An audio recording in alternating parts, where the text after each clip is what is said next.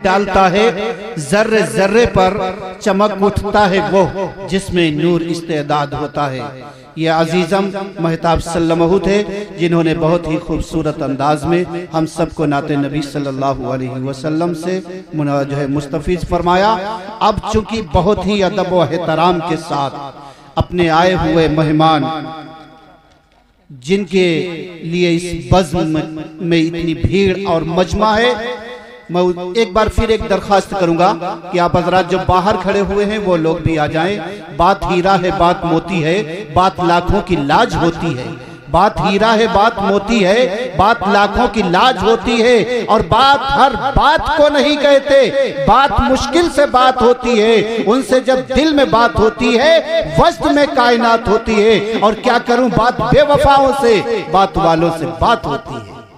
जो लोग सुन रहे थे वो आ गए और जो अभी भी खड़े हैं बाहर वो लोग अंदर जलसेगाह में आ जाए। अब बहुत ही अदब और एहतराम के साथ अपने मुखलिस उस्ताद कायदे कौम व मिल्लत हजरत अक़दस मौलाना वक़ारी मोहम्मद वासिफ साहब कासमी दामत बरकातहु आलिया उस्ताद हदीस वक्फ दारुल उलूम देवबंद को दावत देते हुए मैं कहूँगा, फूल से चांद से खुशबू की जुबान से सुनिए, फूल से चांद से खुशबू की जुबान से सुनिए। हर तरफ आपका किस्सा है जहां से सुनिए, फूल से चांद से खुशबू की जुबान से सुनिए। हर तरफ आपका किस्सा है जहां से सुनिए। सबको आता नहीं दुनिया को सजा कर देना, सबको आता नहीं दुनिया को सजा कर देना। जिंदगी क्या है ये हजरत की जुबान से सुनिए।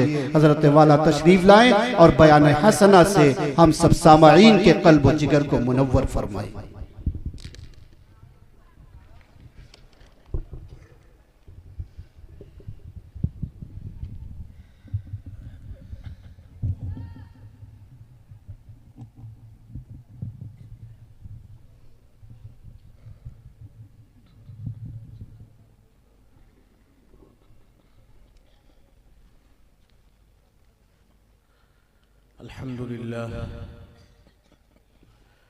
अल्हम्दुलिल्लाह नहमदुहु व नस्तईनुहु व नस्तगफिरुहु व नु'मिनु बिही व नतवक्कलु अलैहि व नऊज़ु बिल्लाहि मिन शुरूरि अनफुसिना व मिन सय्यिआति अमालिना। मन यहदिहिल्लाहु फला मुज़िल्ल लहु व मन युज़लिल्हु फला हादिय लहु व नशहदु अन ला इलाहा इल्लल्लाहु वहदहु ला शरीका लहु ونشهد أن سيدنا ومولانا محمدا عبده ورسوله صلى الله تعالى عليه وعلى آله وأصحابه وبارك وسلم تسليما كثيرا كثيرا. أما بعد، قال رسول الله صلى الله عليه وسلم: كلكم راع وكلكم مسؤول عن رعيته. وقال في مقام آخر: إذا مات الإنسان انقطع عنه عمله إلا من ثلاث: إلا من صدقة جارية أو علم ينتفع به أو ولد صالح يدعو به، أو كما قال عليه الصلاة والسلام.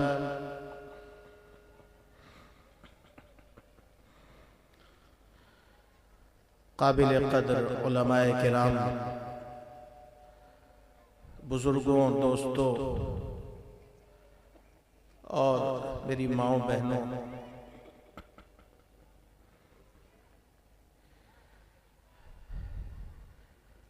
आपके दरमियान इस इदारे में हाजिरी का ये दूसरा मौका है। पहली मर्तबा उस वक्त हाजिरी हुई थी कि जब इस जगह पर संगे बुनियाद रखा गया था।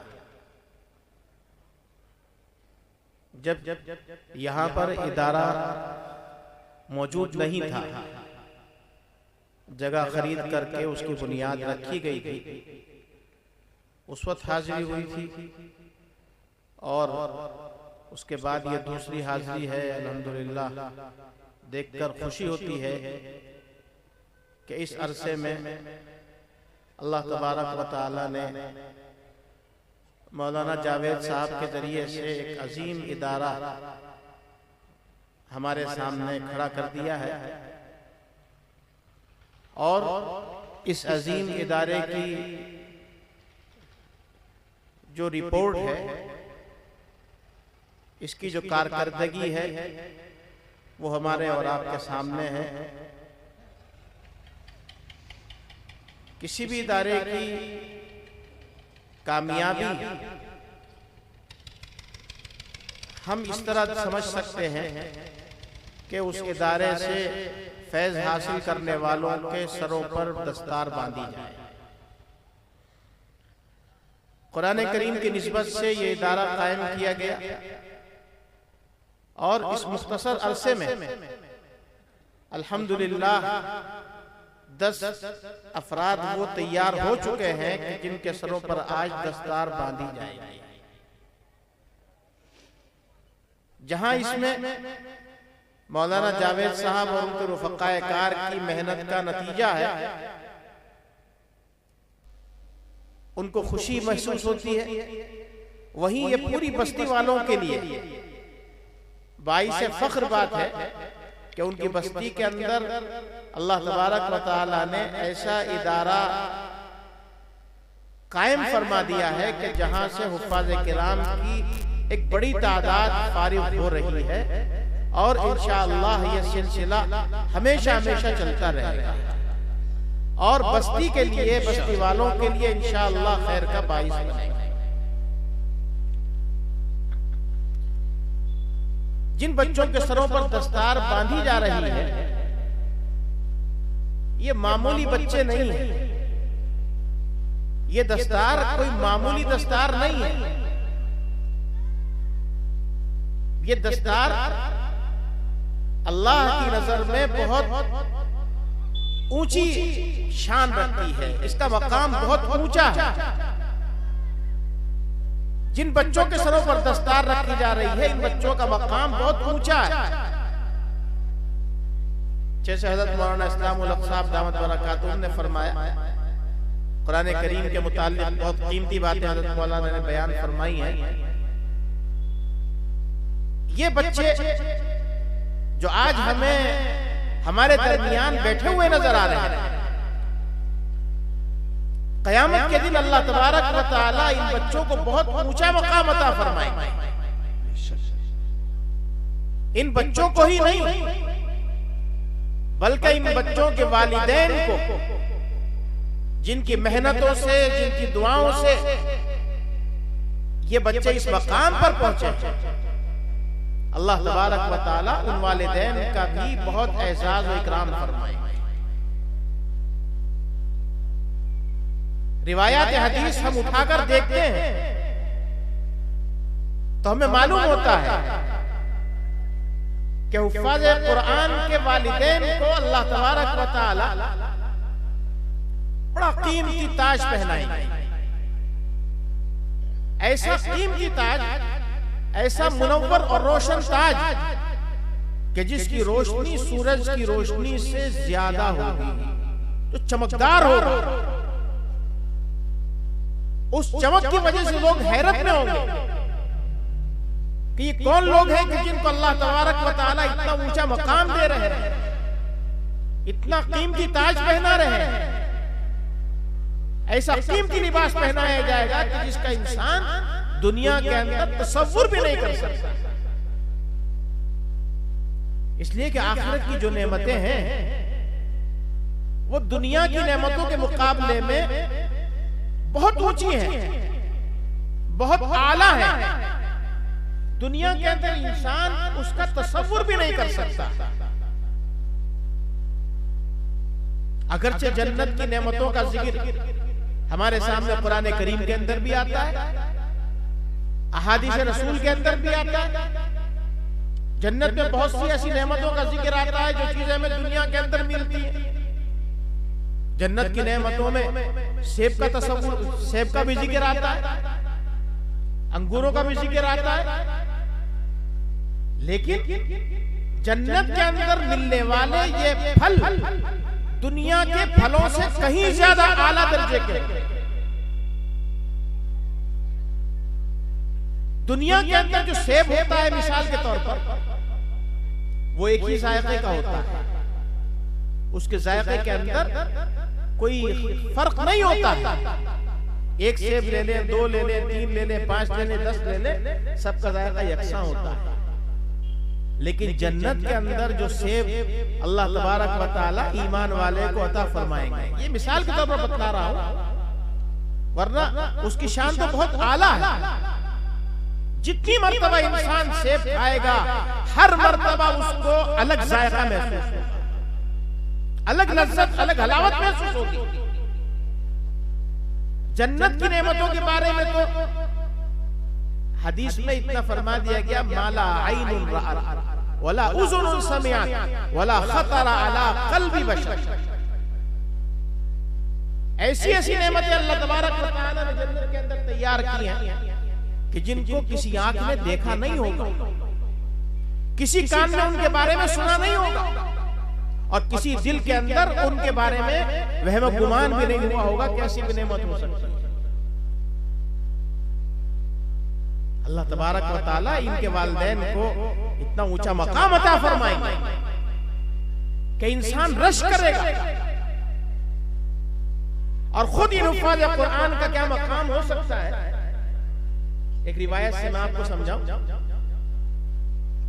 एक मर्तबा रसूल अकरम सल्लल्लाहु अलैहि वसल्लम के पास हज़रत जिब्राइल तशरीफ फरमा।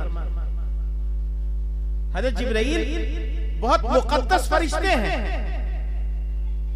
बल्कि ये कहा जाए कि फरिश्तों के सरदार हैं। एक सहाबी रसूल हज़रत अबू ज़र ग़िफ़ारी रज़ी अल्लाह ताला अन्हु, वो आ रहे थे तो जिब्राइल अमीन ने हुजूर अकरम सल्लल्लाहु अलैहि वसल्लम से अर्ज किया कि ए अल्लाह के रसूल, अबू ज़र आ रहे हैं। अल्लाह के रसूल ने पूछा, जिब्राइल तुम अबू ज़र को कैसे पहचानते हो? तो जिब्राइल अमीन ने फरमाया कि ए अल्लाह के रसूल, अबू ज़र को दुनिया वाले इतना नहीं जानते जितने आसमान वाले जानते हैं। यानी जितना ज्यादा फरिश्ते अबू ज़र के बारे में जानते हैं, उनकी अज़मत को, उनके तक़द्दुस को, उनके बुलंद दर्जे को जितना फरिश्ते जानते हैं, इंसान इतना नहीं जानता। हुजूर ने पूछा कि क्यों, उसकी वजह क्या है?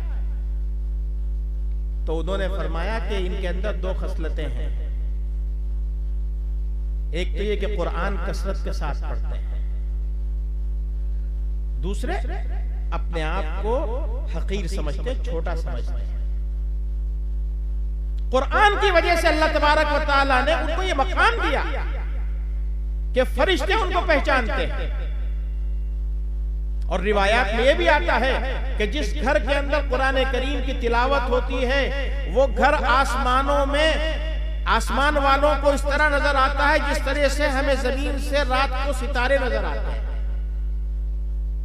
जिस तरह सितारे चमकते हुए नजर आते हैं, ऐसे ही आसमान वालों को जमीन का वो घर चमकता हुआ नजर आता है कि जिसके अंदर कुरान करीम की तिलावत होती है।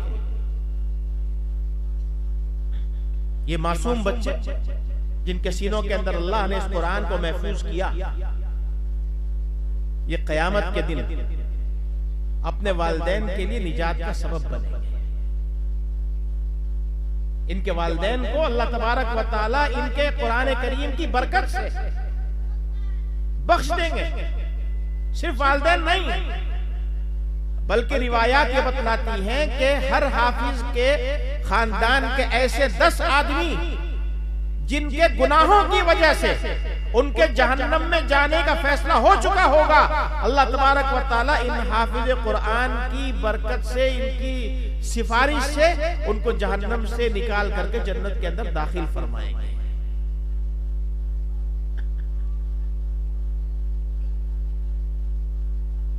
ये हाफिज कुरान का एजाज है। अल्लाह ताला उनको ये हक देंगे कि अपने खानदान के 10 अफराद की तुम सिफारिश करो तो हम तुम्हारी सिफारिश पर उनको जहन्नम से बचाकर जन्नत के अंदर ले जाएंगे।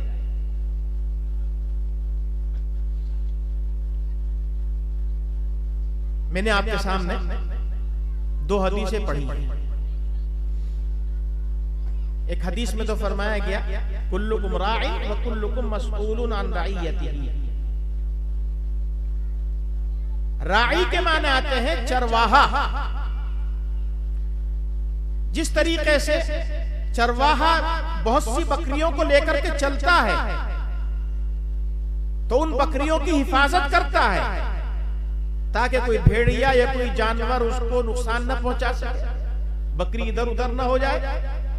वो चरवाहा उस पूरे रेवड़ को बहुत एहतियात के साथ लेकर के चलता है, उनकी हिफाजत करता है। फरमाया कि तुम में से हर आदमी अपने घर वालों के लिए वही हैसियत रखता है जो चरवाहा अपने जानवरों के लिए हैसियत रखता है। तुम्हारी जिम्मेदारी सिर्फ यही नहीं कि अपने अमाल सुधार लो, अपने अमाल अच्छे बना लो, बल्कि तुम्हारी जिम्मेदारी यह है कि तुम्हारे मातहत जितने अफराद हैं, तुम्हारे घर के अंदर जितने अफराद हैं, चाहे वो तुम्हारी बीवी हो, चाहे वो तुम्हारे बच्चे हो, चाहे तुम्हारे बहन भाई हो या करीबी अजीज हो, उनकी निगरानी करना, उनकी हिफाजत करना, उनको दीन के अहकाम पर चलाना, ये भी तुम्हारी जिम्मेदारी है। हमसे सिर्फ हमारे अमाल के मुताल्लिक सवाल नहीं होगा, हमसे हमारे इन मुताल्लिकीन के बारे में भी सवाल होगा कि तुमने इनको नमाज पढ़ने क्यों नहीं सिखाया, तुमने इनको दीन क्यों नहीं सिखाया, तुमने इनको कुरान क्यों नहीं सिखाया।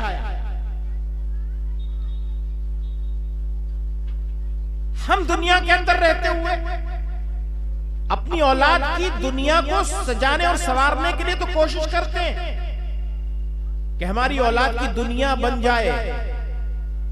हम जब दुनिया से जाएं तो अपनी औलाद को बिजनेस दे करके जाएं, अपनी औलाद को बिल्कुल सेट करके जाएं, ताकि हमारे मरने के बाद हमारी औलाद किसी के सामने हाथ न फैलाए, हमारी औलाद मजबूत हो जाए, तरक्की करने लगे।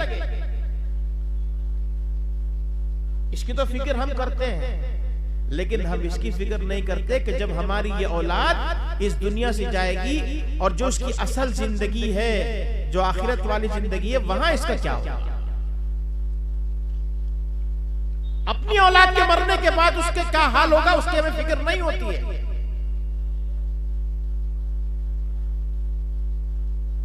हम जब तक इस दुनिया के अंदर हैं,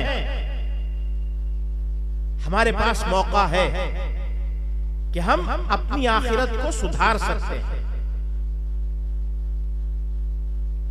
लेकिन जिस दिन हमारी ये आंख बंद हो जाएगी, उस दिन हमारा रजिस्टर बंद कर दिया जाएगा। हम जो कुछ काम करते हैं, अच्छा काम करते हैं तो वो भी लिखा जाता है, बुरा काम करते हैं तो वो भी लिखा जाता है। अल्लाह ताला की तरफ से हर इंसान के साथ दो फरिश्ते मुकर्रर हैं। हर अमल हमारा, हर बात हमारी जबान से निकली हुई, हर बात छोटी हो या बड़ी, अच्छी हो या बड़ी, वो लिखी जाती है। हम कोई भी अमल करते हैं, कोई भी काम करते हैं, वो लिखा जाता है।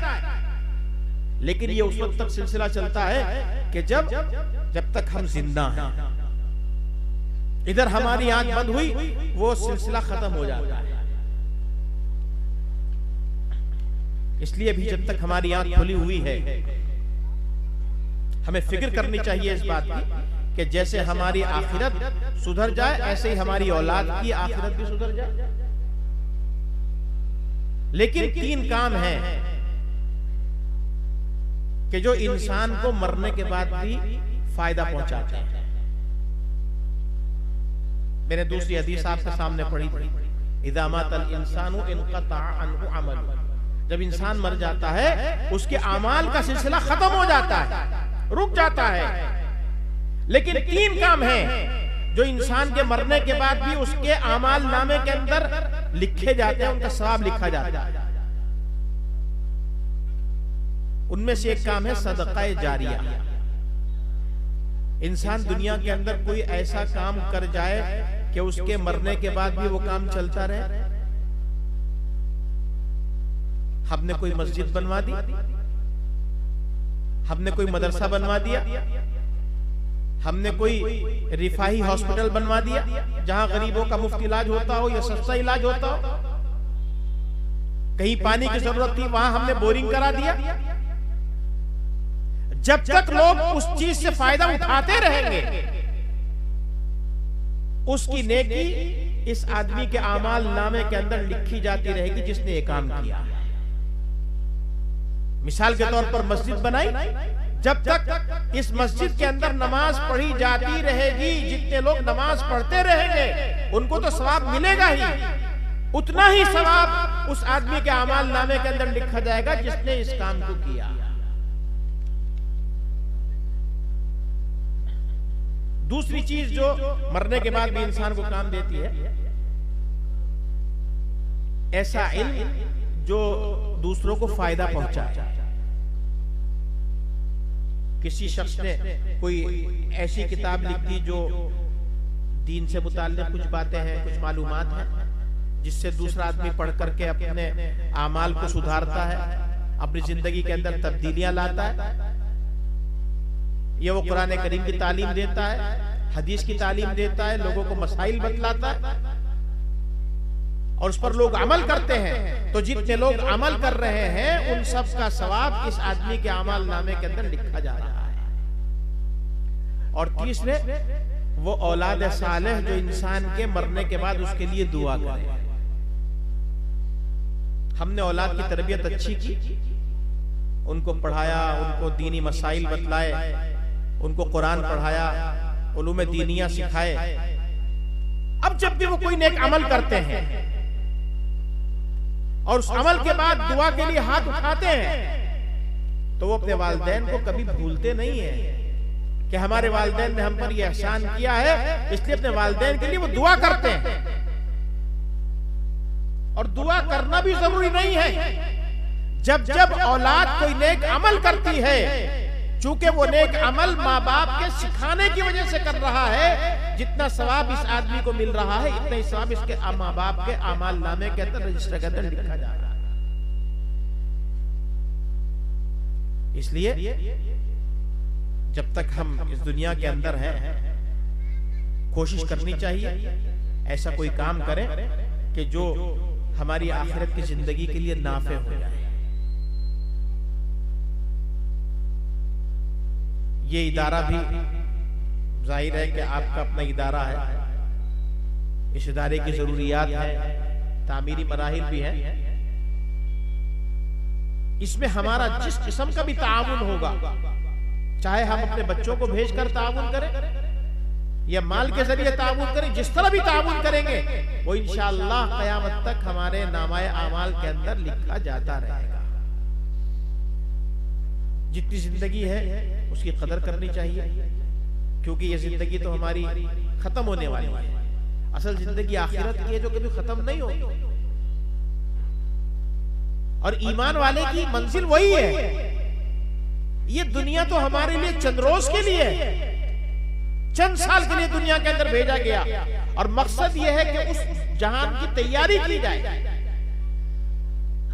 और कामयाब आदमी वही होता है जो इम्तिहान में कामयाबी हासिल करने की कोशिश करता है। एक आदमी कॉलेज में दाखिला लेता है, मसलन बीए करना चाहता है या दूसरा कोई कोर्स करना चाहता है, तो अब वो क्या करता है कि पूरे साल पढ़ाई करता है दिल लगा कर, और फिर जब साल मुकम्मल होता है तो उसका इम्तिहान देता है। लेकिन अगर कोई एडमिशन लेने के बाद घर बैठ जाए, ना तो कॉलेज में जा रहा है पढ़ने के लिए, ना किताब उठा करके देख रहा है, यहां तक कि इम्तिहान का वक्त आ जाता है, तो अब जाहिर है कि वो जब उसने कुछ पढ़ा नहीं तो क्या लिखेगा इम्तिहान के अंदर? कुछ लिखेगा नहीं, तो नाकाम हो जाएगा। ऐसे ही हमारी जिंदगी है, अगर हमने यहाँ अच्छे काम नहीं किए तो हमारी आखिरत की जिंदगी नाकाम हो जाएगी। अल्लाह तबारक व तआला हमें कहने सुनने से ज्यादा अमल की तौफीक अता फरमाए और हमारे यहाँ आने को अल्लाह तबारक व तआला कबूल फरमाए, इदारे को इस्तेहकाम और तरक्की अता फरमाए। आमीन। अल्हम्दुलिल्लाहि रब्बिल आलमीन। माशाअल्लाह।